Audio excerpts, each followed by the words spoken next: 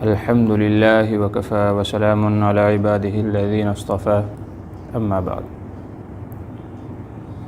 أعوذ بالله من الشيطان الرجيم بسم الله الرحمن الرحيم ما أصابكم من مصيبة فبما كسبت أيديكم ويعفو عن كثير صدق الله العظيم وقال النبي صلی اللہ تعالی علیہ وآلہ وسلم لا عدوى ولا طیرة ولا ہامة ولا سفر او کما قال علیہ الصلاۃ والسلام۔ محترم بزرگ اور دوستو عزیز ساتھیو، سفر کا مہینہ شروع ہو گیا ہے جو اسلامی کیلنڈر کے اعتبار سے دوسرا مہینہ ہے۔ اسلامی سال کا آغاز محرم الحرام سے ہوتا ہے، دوسرا مہینہ سفر المظفر ہے۔ سفر المظفر کے تعلق سے عوام میں کئی ساری بے سر و پیر کی باتیں، افواہیں اور غلط عقائد پائے جاتے ہیں جن کی اصلاح بہت ضروری ہے۔ اسلام اللہ تبارک و تعالیٰ کی طرف سے نازل کردہ دین کا نام ہے۔ سید الاولین والآخرین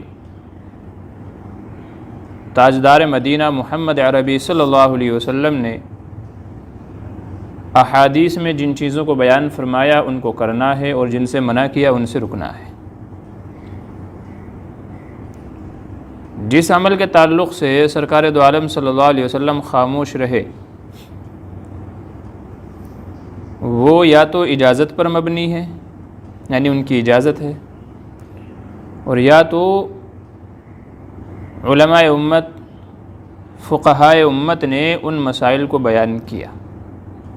جیسے بہت سارے مسائل دور حاضر میں زمانہ بدلتا گیا، نئے نئے مسائل پیدا ہوتے گئے، تو فقہا نے، علماء نے، مفتیان کرام نے ان کا مسئلہ بتایا کہ اس سلسلے میں شرعی مسئلہ یہ ہوگا اور اس کا جواب یہ ہوگا۔ مگر سفر کا مہینہ وہ مہینہ ہے کہ جس کے تعلق سے کئی ساری باتیں خود سرکار دو عالم صلی اللہ علیہ وسلم نے حدیث مبارکہ میں ارشاد فرمائی۔ سفر 3 لفظوں سے مل کر کے بنا ہے، صاد، فا اور را۔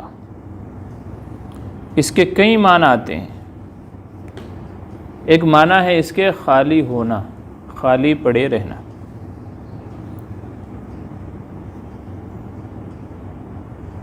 علماء فرماتے ہیں کہ اس مہینے کا نام سفر اس لیے رکھا گیا کہ چونکہ اہل عرب اس مہینے میں اپنے گھروں کو خالی چھوڑ دیا کرتے تھے اور جنگ و جدال میں، قتل و قتال میں مشغول ہو جایا کرتے تھے۔ اللہ تبارک و تعالیٰ نے قرآن کریم میں 4 مہینے حرمت والے ذکر فرمائے۔ ان عدۃ الشہور عند اللہ 12 شہرا فی کتاب اللہ یوم خلق السماوات والارض منها 4 حرم۔ مہینوں کی تعداد 12 ہے اور ان میں سے 4 مہینے حرمت والے ہیں۔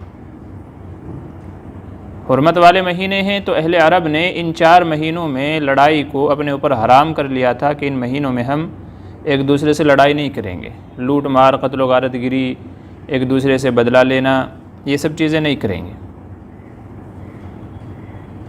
جن میں سے ایک محرم الحرام کا مہینہ بھی ہے۔ ذی قعدہ، ذی الحج، محرم اور رجب، یہ 4 مہینے ہیں۔ تو جیسے ہی محرم الحرام کا مہینہ مکمل ہوتا تھا تو جو حرمت والی بات تھی وہ ختم ہو جاتی تھی، تو اہل عرب واپس اپنی عادت پر لوٹ آتے جو ان کا پہلے سے معمول تھا۔ جس سے دشمنیاں چل رہی اس کو کنٹینیو کرتے تھے، جس سے لڑائیاں چل رہی اس کو آگے کنٹینیو کرتے تھے۔ تو گھروں سے نکل پڑتے تھے، چلو بھائی کس سے بدلہ لینا ہے، ہاں کس نے ہمارے بندے کا قتل کیا تھا، نقصان کیا تھا، چلو اس سے بدلہ لیں گے۔ تو گھر خالی ہو جایا کرتے تھے، اس لیے اس مہینے کا نام سفر پڑا ہے۔ زمانہ جاہلیت میں عربوں میں سفر کے تعلق سے کئی ساری باتیں مشہور تھیں، جیسے نحوست۔ وہ لوگ یہ سمجھتے تھے کہ اس مہینے میں نحوست اور بلائیں اترتی ہیں، مصیبتیں اور آفتیں اترتی ہیں، تو اس مہینے کو منحوس سمجھتے تھے، اور اس مہینے میں کہیں سفر کرنا ہے اس سے باز آ جاتے تھے، کوئی اچھا کام کرنا ہے اس سے رک جاتے تھے کہ کہیں ایسا نہ ہو کہ نحوست اترے اور ہمارے سارے کام بگڑ جائیں۔ تو بہت ساری چیزوں سے رک جایا کرتے تھے۔ ان کا عقیدہ یہ تھا کہ اس مہینے میں نحوستیں اور بلائیں اترتی ہیں، اور آج بھی 1400 سال گزرنے کے بعد، اسلام کی روشنی، اسلامی ہدایت آنے کے بعد، کروڑوں علماء، فقہاء، بے شمار علماء ربانیین کی اصلاح کرنے کے بعد بھی آج بھی بہت سارے وہ لوگ ہیں کہ جن کے اندر کہیں نہ کہیں یہ چیز پائی جاتی ہے۔ بہت سارے لوگ یہ سمجھتے ہیں ابھی بھی کہ سفر کے مہینے میں نحوست اترتی ہے، اس لیے اس مہینے میں شادی بیاہ نہیں کرتے، کسی کاروبار بزنس کا افتتاح اوپننگ نہیں کرتے، دکان مکان کی اوپننگ نہیں کرتے، خریدتے نہیں ہیں، سفر کرنے سے پرہیز کرتے ہیں۔ یہ آج بھی بہت سارے علاقوں میں امت مسلمہ میں پایا جاتا ہے۔ بہت سارے لوگ یوں کہتے ہیں کہ یہ مہینہ اس لیے منحوس ہے کہ سفر کے ابتدائی 13 دنوں میں، شروعاتی 13 دنوں میں سرکار دو عالم صلی اللہ علیہ وسلم بیمار رہے۔ ہم سب کو علم ہے کہ سرکار دو عالم صلی اللہ علیہ وسلم کی وفات ہوئی ہے کون سے مہینے میں؟ ربیع الاول، جو آگے آنے والا مہینہ ہے۔ تو بہت سارے لوگ یوں سمجھتے ہیں کہ چونکہ سرکار بیمار ہوئے ہیں اس لیے یہ مہینہ کیا ہے، خاص کر کے شروعاتی 13 دن کیا ہیں، منحوس ہیں۔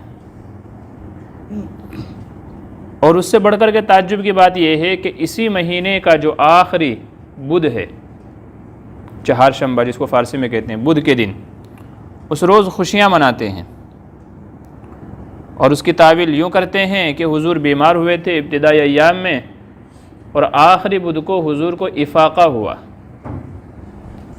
تھوڑا ٹھیک ہو گئے تھے، اس لیے خوشی مناتے ہیں۔ حالانکہ تاریخ سے یہ بات معلوم ہوتی ہے کہ سرکار دو عالم صلی اللہ علیہ وسلم کو مرض الوفات سے افاقہ نہیں ہوا، مرض بڑھتا گیا، جوں دوا کی، مریض عشق پر رحمت خدا کی۔ تو آپ جب بیمار ہوئے تو پھر آپ دنیا سے پردہ ہی آپ نے فرمایا ہے، افاقہ آپ کو نہیں ہوا ہے۔ دوسری بات یہ ہے کہ وہ جن دنوں میں بیماری نے زور پکڑا وہ شروعاتی دن نہیں تھے بلکہ اخیر کے دن تھے، سفر کے آخری ایام تھے، اور پھر ربیع الاول کے 12 دن۔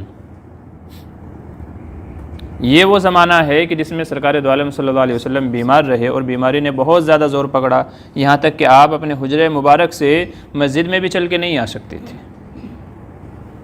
صحابہ اکرام کے کندھوں پر سہارا دے کر کے گھسٹتے ہوئے آپ تشریف لایا کرتے تھے، اور 12 ربیع الاول کو اس دنیا سے پردہ فرما گئے۔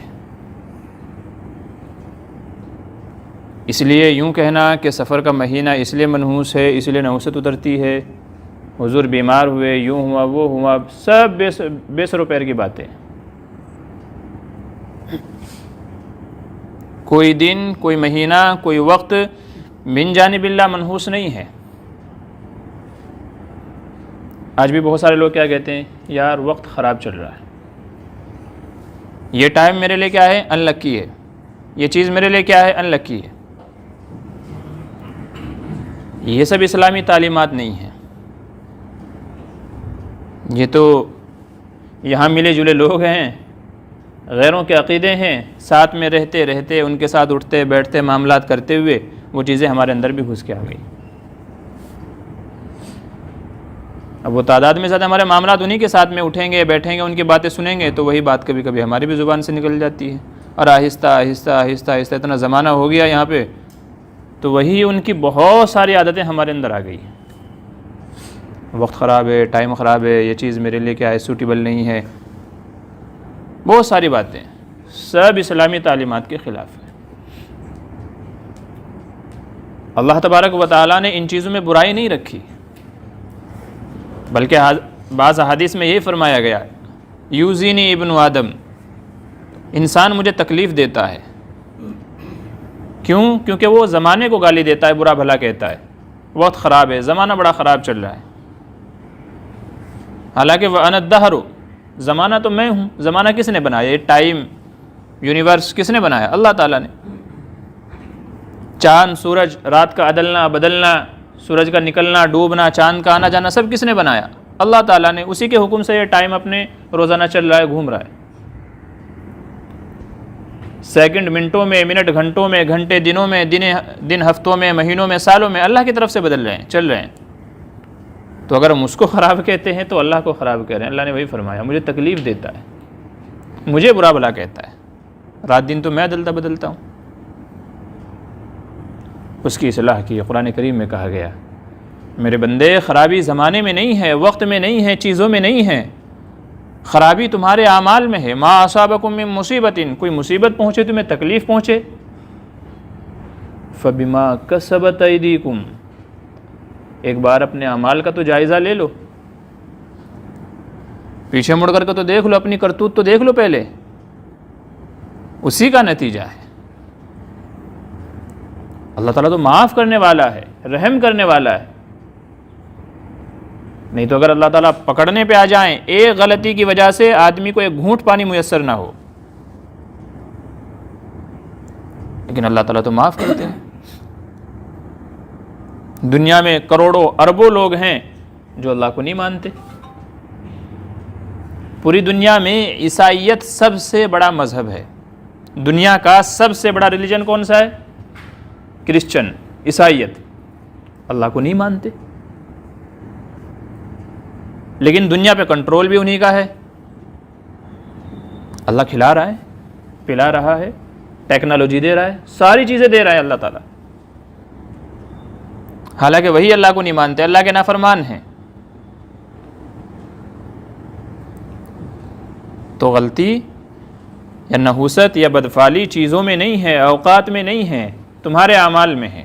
اگر پکڑ ہو رہی ہے، کوئی چیز نقصان دے رہی ہے تو تمہارے اعمال کی وجہ سے ہے، اور یہ بھی اللہ کی طرف سے ایک الارم ہے. سویا ہوا آدمی الارم لگاتا ہے کیوں؟ تاکہ وقت پہ اٹھ جاؤں. الارم کا اور کوئی فائدہ تو نہیں ہے نا. اسی لیے صبح میں ٹائم پہ الارم لگاتے ہیں، ریمائنڈر لگاتے ہیں کہ ہاں مجھے چیز یاد آ جائے، میں بھول گیا ہوں یا بھول نہ جاؤں. اس لیے تو مصیبتوں کا آنا، تکلیفوں کا آنا، یہ بھی الارم ہے. ہمارے کرتوت اعمال کی وجہ سے ہے، مگر ساتھ ساتھ میں الارم بھی. اللہ نے اس کو بھی فائدے سے خالی نہیں رکھا. ایک حدیث میں سرکار دو عالم صلی اللہ علیہ وسلم نے ارشاد فرمایا کہ بندے کو جو بھی تکلیف پہنچتی ہے، اللہ تبارک و تعالیٰ اس کے بدلے بھی اسے اجر اور ثواب مرمت فرماتے ہیں. بعض روایت میں ہے کہ ایک عورت کے پاس اس کی عیادت کے لیے سرکار دو عالم صلی اللہ علیہ وسلم تشریف لے گئے. پوچھا کیا حال ہے؟ کہا ٹھیک ہوں لیکن بخار نے توڑ دیا ہے. آپ نے فرمایا بخار کو برا بھلا نہ کہو، اس لیے کہ یہ تو آدمی کے گناہوں کو ختم کرتا ہے.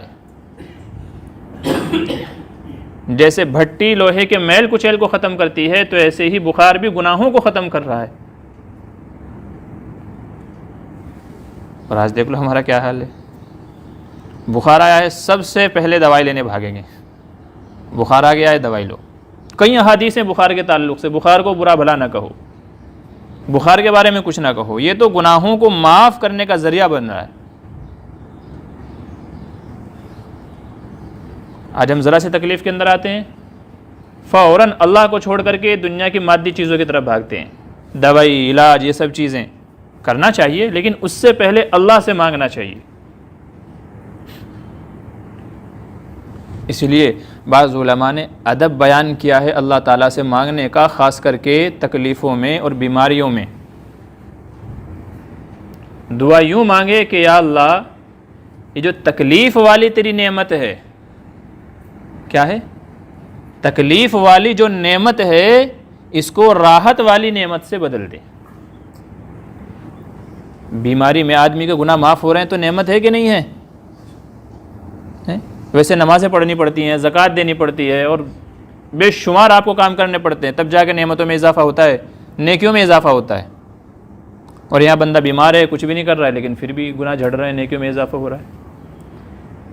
یہاں تک حدیث میں کہا گیا کہ جب کسی بیمار کے پاس جاؤ عیادت کے لیے، اس کے حق میں دعا کرو اور اس سے اپنے حق میں دعا کراؤ، اس لیے کہ اس کے گناہ جھڑ رہے ہیں، اللہ اس کی تکلیف کی وجہ سے اس کے گناہ معاف کر رہا ہے، تو اس سے اپنے حق میں بھی دعا کرا،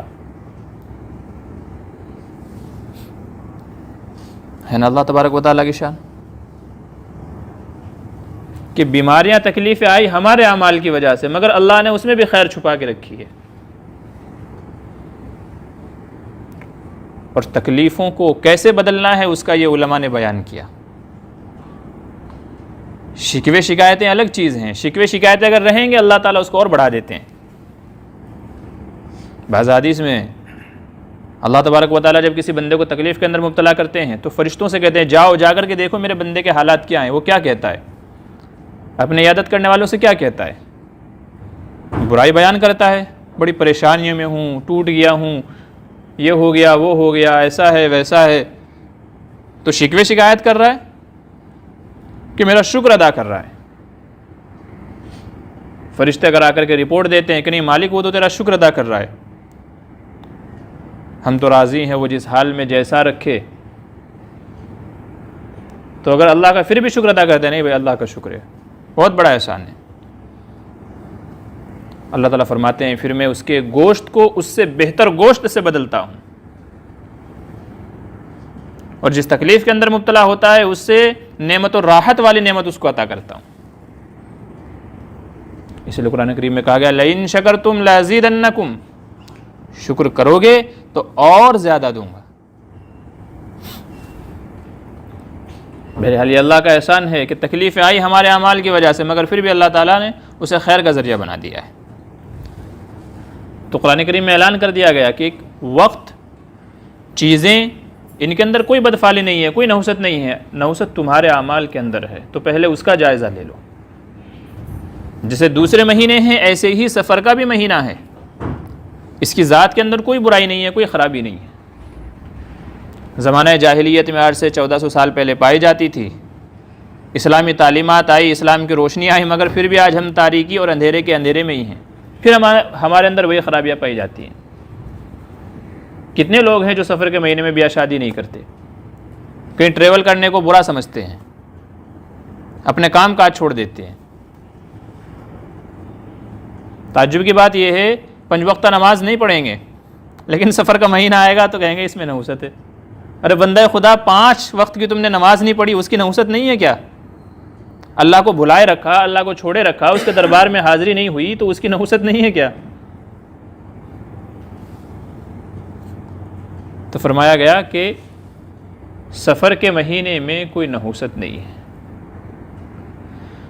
بہت سارے لوگ بلی راستہ کاٹ گئی ہے، کتا راستہ کاٹ گیا ہے، اس کو سمجھتے ہیں یار آج کا دن تو بڑا منحوس گزرے گا، کوئی کام نہیں ہوا۔ بہت سارے لوگ کہتے ہیں پتہ نہیں صبح صبح کس کا منہ دیکھ لیا تھا، بولتے ہیں نا، پتہ نہیں صبح صبح کس کا منہ دیکھ لیا تھا۔ یہ سارے ہمارے عقیدے نہیں ہیں، اسلامی تعلیمات نہیں ہیں، یہ غیروں کے ہیں جن کے ساتھ میں ملنا جلنا رہتا ہے، جن کے ساتھ اٹھتے بیٹھتے ہیں، ان سے ہمارے اندر آئے ہیں۔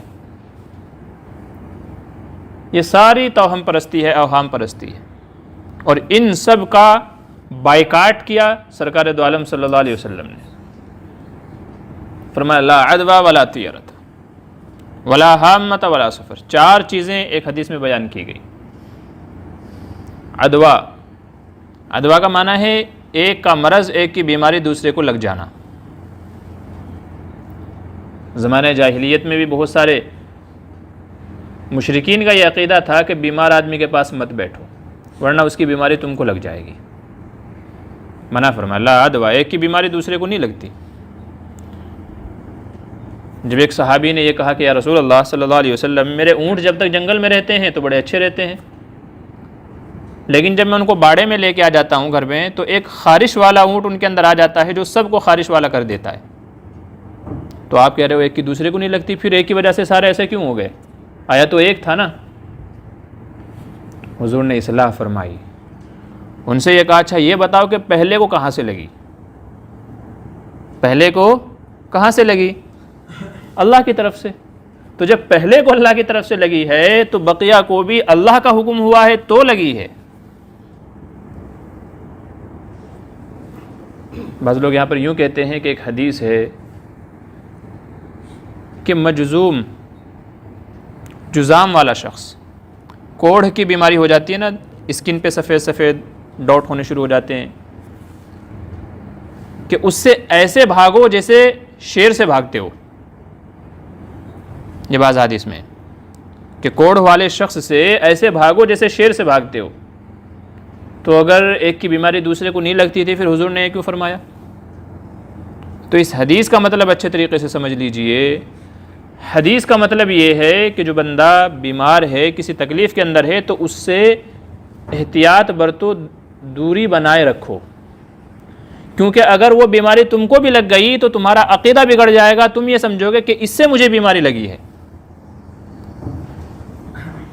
مجھے اس سے بیماری لگی ہے، تمہارا عقیدہ بگڑ جائے گا. اس لیے پہلے ہی احتیاط مینٹین کر کے رکھو. اسی لیے بعض حدیث میں فرمایا گا کہ اگر کوئی علاقے میں وبائی بیماری پھیلی ہوئی ہو تو جو وہاں موجود ہے وہ باہر نہ جائے اور باہر کا اندر نہ آئے. کیوں کہا گیا؟ اسی لیے کہا گیا کہ اگر یہ بندہ یہاں سے باہر گیا اور باہر والوں کو ہو گئی تو عقیدہ بگڑ جائے گا. لوگ سمجھیں گے اس سے ہم کو لگی ہے. باہر والا اندر آ گیا، کسی علاقے میں آ گیا، اس کو بیماری لگ گئی اللہ کی طرف سے، وہ سمجھے گا یہاں میں آیا ہوں ان سے مجھے لگی ہے. حالانکہ دینے والا تو اللہ ہے، آزمائش میں کے اندر مبتلا کرنے والا تو وہ ہے. لیکن یہ چیز عقیدے کے بگاڑ کا ذریعہ بن جائے گا. اس لیے احتیاطاً کہا دوری مینٹین کر کے رکھو، احتیاط کرو پہلے ہی. لیکن اگر لگ جائے تو پھر جیسے پہلے اونٹ کو اللہ نے بیماری دی ہے تو ایسے ہی بقیہ سب کو بھی اللہ ہی کی طرف سے لگی ہے. یہ آج بھی ہے ہمارے اندر، اور کورونا اس کی واضح مثال ہے.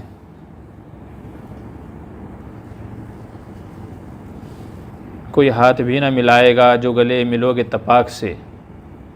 یہ نئے مزاج کا شہر ہے، ذرا فاصلے سے ملا کرو. تو یہاں وہی ہے بھائی، گلے ہے ملنا تو بہت دور کی بات ہے، آج ہاتھ ملانا بھاری پڑ گیا ہے.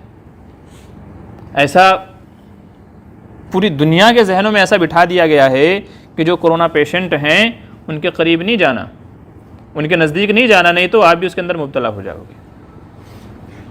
کتنی لاشیں ایسی دیکھی گئی کہ روڈ پہ گھروں میں ایسے ہی پڑی پڑی سڑ گئی، مگر گھر والوں نے اس کو اٹھا کے قبر کے گڈھے تک نہیں پہنچایا کہ ایسا نہ ہو کہ اس کو ہم ہاتھ لگائیں، اس کو اٹھائیں اور ہمارے اندر بھی آ جائے. ساری اسلامی تعلیمات کے، اسلامی مزاج کے خلاف ہیں، سراسر خلاف ہیں. میری جان پہچان میں ایک دو نہیں، سینکڑوں ایسے واقعات ہیں. گھر والوں کو ہوا، بچوں نے خدمت کی اپنے والدین کی، الحمدللہ آج تک صحیح ہیں. تو اسی عقیدے کی اصلاح کی گئی. لا عدوا، بیماری خود سے نہیں لگتی. جب دنیا کا ایک پتا اپنی مرضی سے نہیں ہل سکتا، جب تک کہ اللہ کی مرضی نہ ہو، تو ایک بیماری کی کیا اوقات ہے کہ وہ اللہ کی مرضی کے بغیر کسی کو لگ جائے. ہاں، اللہ ہی نے اگر آپ کو آزمانے کا، آزمائش کے اندر مبتلا کرنے کا فیصلہ کیا ہے تو وہ تو اللہ کا فیصلہ ہے. پھر تم کتنے بھی علاج، معالجے، دوائی، ٹھیک ہے، کٹیں پہن لو، وہ پھر بھی نہیں رکے گی. تو اس لیے یہ اصلاح کر دی. بیماری کیسی بڑی سے بڑی کیوں نہ ہو، بسم اللہ پڑھ کے آپ کے ذمے جو حقوق ہیں، جو خدمات ہیں، جو آپ کو کرنا ہے وہ کرتے رہیے. اللہ کی طرف سے حکم ہوگا تو لگے گی، نہیں تو نہیں لگے گی. کتنے ڈاکٹر بیچارے ایسے ہیں کورونا میں جنہوں نے کورونا پیشنٹ کی وہ کی ہے، ماشاءاللہ صحیح سالم میں تندرست ہیں. اکثریت کی تعداد ایسی ہے بھی جو کورونا پیشنٹ اسپتالوں میں وہاں داخل ہوئے تھے، کوئی نہ کوئی تو تھا نا ان کی دیکھ بھال کرنے کے لیے. کیونکہ پلاسٹک کے کپڑے کے اندر یہ طاقت نہیں ہے کوئی بیماری کو روک دے. پی پی آئی کٹ جو پہنی ہوئی ہے بس وہی تو ہے نا، تو اس کے اندر بذات خود کوئی طاقت نہیں ہے کوئی بیماری کو روک دے آنے سے. اگر ایسا ہی ہونا ہے تو پھر بجائے دوائی دینے کے پورے شہر کو وہی پہنا دو. اگر آپ کو یہ لگتا ہے نہیں اس کو پہننے سے بیماری نہیں لگے گی تو پورے شہر کو وہی پہنا دو، ختم ہو جائے گی. تو سرکار دو عالم صلی اللہ علیہ وسلم نے آج سے 1400 سال پہلے اس عقیدے کی اصلاح کر دی، لا عدوہ، ایک کا مرض دوسرے کو نہیں لگتا بغیر اللہ تبارک و تعالیٰ کی مرضی کے۔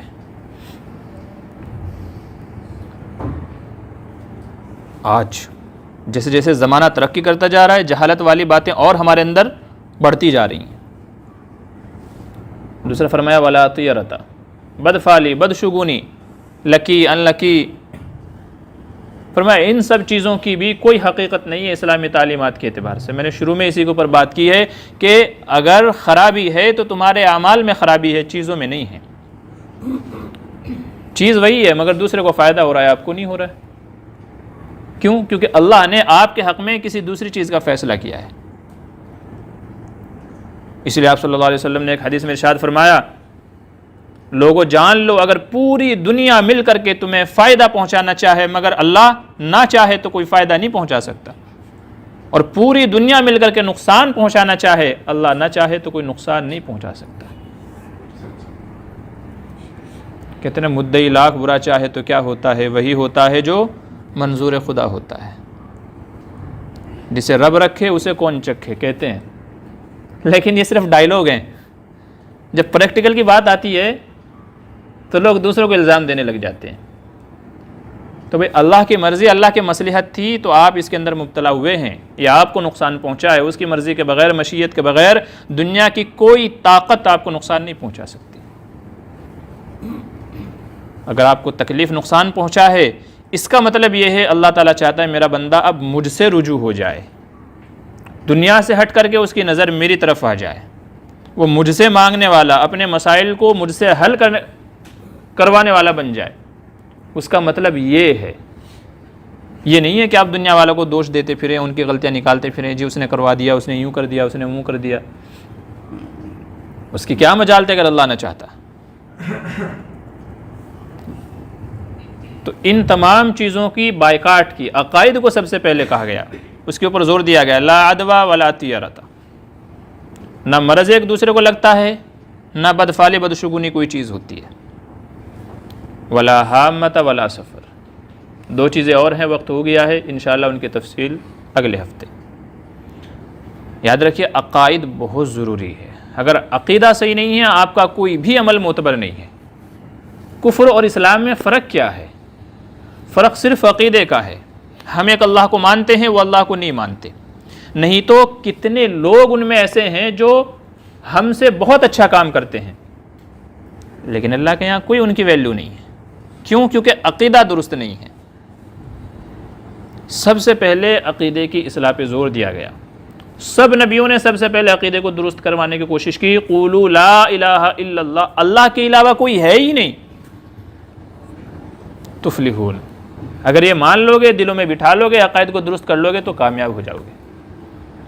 تو ہمیں بھی انہی عقائد پہ سب سے پہلے محنت کرنی ہے۔ عقیدے کو بنانا بڑا مشکل ہے، کیونکہ جب حالات آتے ہیں نا، اچھے اچھے ڈول جاتے ہیں، اچھے اچھوں کے ایمان ڈگمگا جاتے ہیں، اللہ سے ہٹ کر کے دنیاوی سبب پہ، ذرائع پہ چلے جاتے ہیں۔ تو عقائد کی اصلاح بہت ضروری ہے۔ دو باتیں ہوئی ہیں، انشاءاللہ دو باتیں اگلے ہفتے۔ اللہ تعالیٰ کہنے سننے زیادہ عمل کی توفیق نصیب فرمائے۔ وآخر دعوانا ان الحمدللہ رب العالمین۔ رسول